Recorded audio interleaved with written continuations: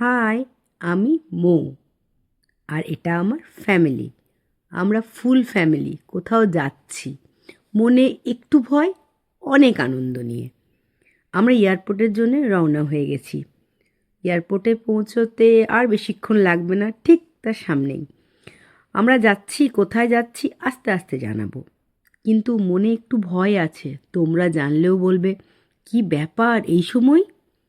যাই হোক, আমরা এয়ারপোর্ট পৌঁছে গেছি। এয়ারপোর্টে গিয়ে জানতে পারলাম যে আমাদের এয়ারলাইন্সের এখনও কেউ আসেনি। তখন মনে একটু খটকা লাগলো, প্লেনটা আছে তো। তার কারণ হচ্ছে প্লেনটা ছিল আমাদের ঠিক তার পরের দিনে, কিন্তু কিছু কারণবশত তার আগের দিনে ফ্লাইটটা আমাদের দিয়ে দেয়। আমরা ওখানে কিছুক্ষণ ওয়েট করলাম। করার পর আমাদের এয়ারলাইন্স খুললো, আমাদেরকে বোর্ডিং পাস দিল। আমরা আস্তে আস্তে ইমিগ্রেশনের দিকে গেলাম। আমরা যাচ্ছিলাম ইন্টারন্যাশনাল ট্রাভেল করছি।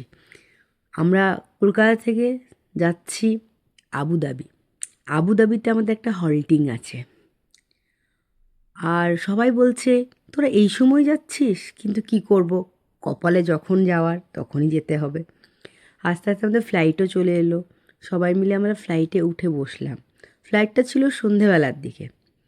বসে আছি ফ্লাইটে, খুব আনন্দ, মনে অনেক আনন্দ। তখন ভয়টা যেন আরেকটু কমে গেছে।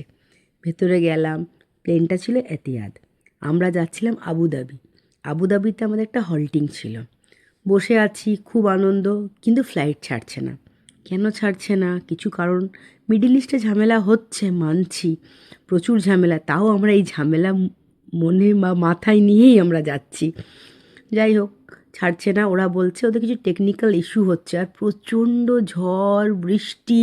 কলকাতায় সেদিন 16th মার্চ ছিল। কলকাতাতে প্রচুর ঝড় বৃষ্টি হচ্ছিল।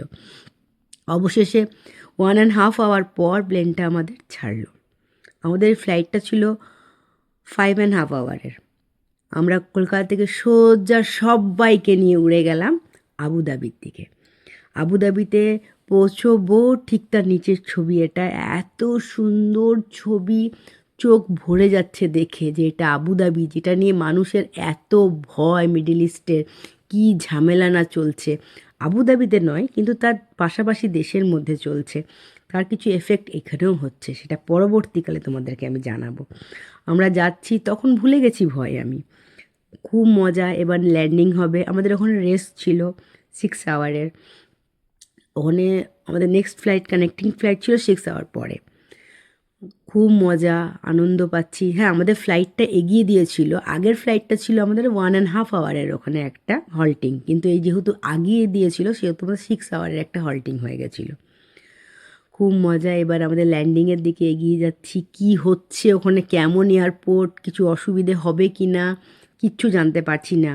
কিন্তু এইটুকুটা শিওর, যেহেতু আমরা আবুধাবিতে এসে গেছি, তা নিশ্চয়ই আমাদের নেক্সট ফ্লাইটও থাকবে। নেক্সট ফ্লাইটে আমরা ওখান থেকে আবার উড়ে যাব কোথাও। আস্তে আস্তে আমাদের ল্যান্ডিং হলো।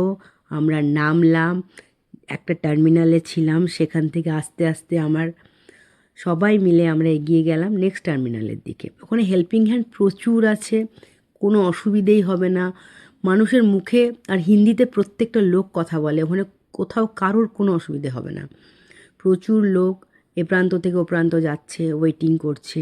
আমরা ওখানে 2 আওয়ার্স একদম শান্তভাবে বসেছিলাম, কোথাও কোনো অসুবিধে হয়নি। ঠিক 2 ঘন্টা পর আমার ফোনে একটা অ্যালার্ম আসে, তারপরে জানাচ্ছি।